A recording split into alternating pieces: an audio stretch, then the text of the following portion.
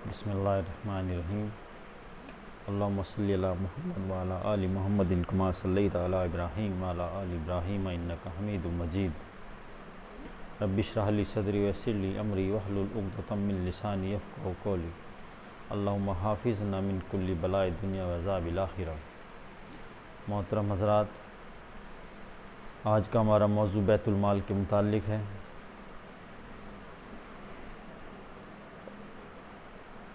میں جو بات کہہ رہا ہوں اگر اس میں کوئی غلطی اور کوتاہی ہوئی، یہ میری اور شیطان کی طرف سے ہوگی، اور جو حق کی بات ہوگی وہ اللہ سبحانہ وتعالیٰ کی طرف سے ہوگی۔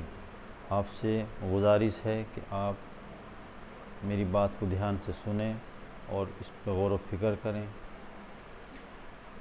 سب سے پہلے تو ہم یہ جانیں کہ بیت المال کیا ہے، بیت المال کسے کہتے ہیں۔ قوم کے کل مال اور اسباب کو بیت المال کہتے ہیں۔ آئیے اب ہم جانیں کہ اسلام میں اس کی شروعات کب سے ہوئی۔ اللہ کے رسول محمد صلی اللہ علیہ وسلم مکے میں جب لوگوں کو اسلام کا پیغام دے رہے تھے تو بہت کم لوگ اسلام میں داخل ہوئے۔ کئی سالوں کی محنت کے باوجود بھی لوگ آپ کے دشمن بن گئے۔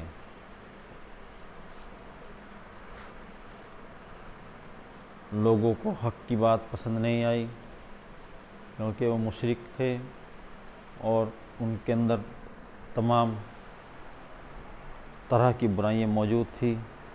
جب یہ دشمنی اتنی بڑھ گئی کہ آپ کا رہنا وہاں پر دشوار ہو گیا تو اللہ تبارک تعالیٰ نے آپ کو حکم فرمایا کہ اے محمد، اب تم اس شہر کو چھوڑ دو اور مدینہ چلے جاؤ۔ آپ صلی اللہ علیہ وسلم مدینہ آ جاتے ہیں۔ آپ صلی اللہ علیہ وسلم کی محبت میں جو بھی مسلمان مکہ چھوڑ کر مدینہ جانا چاہتا تو اس وقت کے حالات اس طرح سے تھے کہ وہ صرف اپنی جان ہی بچا کر جا سکتا تھا، اپنے ساتھ کوئی مال اور اسباب لے کر نہیں جا سکتا تھا، کیونکہ مکے والوں نے شہر کے چاروں طرف پہرا بیٹھا رکھا تھا کہ کوئی بھی شخص مکے سے آپ کی محبت میں مدینہ نہ جا سکے۔ تو وہ لوگ صرف اپنی جان ہی لے کر ایک مسافر کے بن کر ہی مکے سے باہر نکلتے اور وہ اس طریقے سے مدینہ پہنچتے۔ کچھ دنوں کے بعد ایک ایسے لوگوں کی جماعت مدینہ میں اکٹھی ہو گئی جس کو اصحاب صفہ کا نام دیا گیا، اور ان لوگوں کی مدد کے لیے آپ صلی اللہ علیہ وسلم نے اعلان کیا کہ اے لوگوں، ان کی مدد کی جائے، صدقے سے، فطرے سے، زکوٰۃ سے، امداد سے، چمڑے سے، جو بھی کسی بھی طریقے سے مدد کرنا چاہے وہ ان لوگوں کی مدد کرے تاکہ ان میں اور آپ لوگوں میں بھائی چارہ بڑھے اور ایک برابری کا نظام قائم ہو سکے۔ آپ صلی اللہ علیہ وسلم کا ایک عہد تھا، لوگوں نے اس پر عمل کرنا شروع کیا۔ لوگوں کی آمدنی بھی اس وقت اس طرح کی نہیں تھی کہ بہت زیادہ لوگوں کے پاس اسباب موجود تھے، ان کے حالات بھی اتنے ایسے نہیں تھے کہ وہ بہت ہی رئیس اور امیر لوگ تھے، اس لیے جو بھی جس پہ بنتا وہ اس بیت المال میں جمع کرتا۔ فجر سے لے کر مغرب تک جو سامان اور اسباب اکٹھا ہوتا، آپ صلی اللہ علیہ وسلم اس کو مغرب میں تقسیم کر دیتے، اور مغرب سے لے کر فجر تک جو بھی سامان اکٹھا ہوتا آپ صلی اللہ علیہ وسلم اس کو فجر میں تقسیم کر دیتے۔ یہ سلسلہ چلتا رہا۔ ضرورت مند اتنے تھے کہ اسباب اور سامان ختم ہو جاتا، لیکن ضرورت مند پھر بھی رہ جاتے۔ آج بھی مسجد نبوی کے اندر ایک ایسا چبوترا اور ایسی جگہ موجود ہے جس کو اصحاب صفہ کا نام سے جانا جاتا ہے۔ یہ اسی وقت سے آج تک مسجد نبوی میں چلا آ رہا ہے۔ آپ صلی اللہ علیہ وسلم کی دنیا سے جانے کے بعد چاروں خلیفہ راشدین حضرت ابوبکر صدیق، حضرت عمر فاروق رضی اللہ تعالیٰ عنہ، حضرت عثمان غنی رضی اللہ تعالیٰ عنہ، حضرت علی رضی اللہ تعالیٰ عنہ نے اس بیت المال کے نظام کو قائم رکھا، اور اس نظام کو جس طریقے سے آپ صلی اللہ علیہ وسلم نے بنایا تھا ایسے ہی چلاتے رہے۔ آج یہ نظام ہمارے بیچ میں نہیں ہے، اس کو کس نے ختم کیا؟ اگر ہم اس بحث میں الجھ گئے تو ہم اس کو قائم نہیں کر سکیں گے۔ اس لیے ہمیں چاہیے کہ ہم اس بیت المال کے نظام کو قائم کرنے کی کوشش کریں، اور اس کی شروعات اپنے گھر سے کریں۔ اگر کوئی انسان صبح سے لے کر شام تک 500 روپے کماتا ہے تو 2.5% کے حساب سے اپنی رقم میں سے ان غریب بے سہارا لوگوں کے لیے حصہ نکالے اور ایک باکس میں جمع کریں۔ جو انسان 100 روپے کماتا ہے وہ بھی اپنے حساب سے 2.5 روپے نکال کے اس میں جمع کریں۔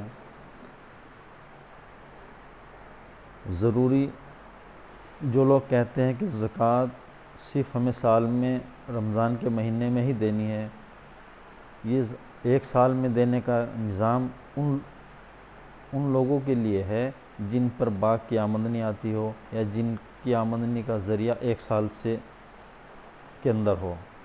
لیکن جو لوگ روز کماتے ہیں انہیں چاہیے کہ وہ روز اپنے مال میں سے زکوٰۃ نکال لیں، ایک سال کا انتظار ہی نہ کریں کہ ہمیں ایک سال میں زکوٰۃ دینی ہے۔ اگر ہم اس طریقے سے اپنی آمدنی میں سے ڈیلی نکالیں گے تو غریبوں کے لیے ایک اچھی خاصی رقم اکٹھی ہو جائے گی، اور اسی نظام کو ہم پھر اپنی محلے کی مسجد میں اکٹھا کریں۔ پھر اس کو اگر ہم اور پھیلانا چاہیں تو اپنے قصبے کی جامع مسجد میں اکٹھا کریں، پھر اس کو پورے شہر کی جامع مسجد میں اکٹھا کریں، تاکہ بہت ساری رقم ہمارے پاس جمع ہو جائے اور اس سے ہم بہت اچھا قوم کی خدمت کا کام کر سکیں۔ آپ صلی اللہ علیہ وسلم اس رقم سے کنویں کھدواتے تھے، پانی کا انتظام کرتے تھے، فوج کا انتظام کرتے تھے، سڑکیں بنواتے تھے، پیڑ لگواتے تھے، غریب بے سہارا بیواؤں یتیم مسکینوں کی مدد کیا کرتے تھے۔ اگر یہی نظام آج بھی ہمارے پاس ہوتا تو ہم نے قوم کی بہتری کے لیے اتنے وسائل اکٹھا کر دیے ہوتے کہ ہمیں کسی دوسری مدد کی ضرورت ہی نہ تھی۔ آپ صلی اللہ علیہ وسلم نے ارشاد فرمایا، یہ لوگوں، تمہارے چاروں طرف 40 گھر تمہارے پڑوسی ہیں، اگر تم پیٹ بھر کھانا کھاتے ہو اور تمہارا پڑوسی بھوکا رہتا ہے تو تم پر اللہ کی لعنت ہے۔ اگر تمہارا پڑوسی پریشان ہے اور تم ایک خوشحال زندگی گزار رہے ہو تو وہ زندگی تمہارے لیے جہنم بنا دی جائے گی، کیونکہ تم پر ان لوگوں کا حق ہے۔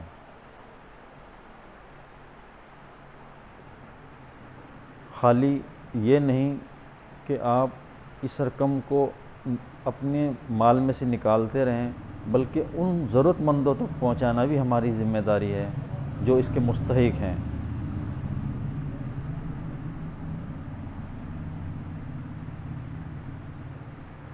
اگر ہم اس نظام کو قوم کی بہتری کے لیے بنائیں تو آج ہمارے پاس اتنے میڈیکل کالج ہوتے، اتنے انجینئرنگ کالج ہوتے، اور اسی طریقے سے ہم اس نظام سے بہت سارا نفع لوگوں کو پہنچا سکتے تھے۔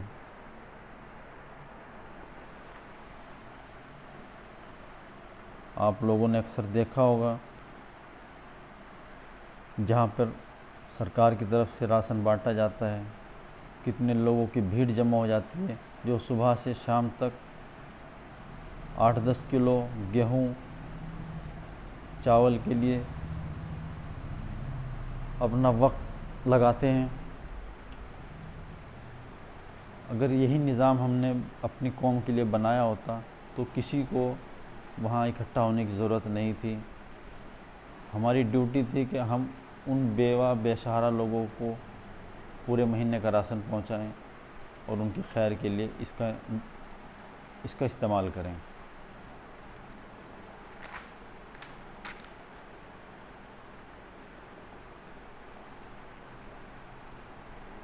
کچھ لوگوں کے دل اور دماغ میں ایک عجیب دہشت ہے بیت المال کے نام سے کہ لوگوں کو اگر اس کی حقیقت کا پتہ چل جاتا ہے تو بیت المال کسے کہتے ہیں، کس نے شروع کیا اور اس کا مقصد کیا ہے، تو ہمارا کیا ہوگا۔ ایسے لوگ جو دوسروں کا حق کھا رہے ہیں وہ لوگوں کو بہکانے کا کام کرتے ہیں جس سے اس چنگاری کو دبایا جا سکے۔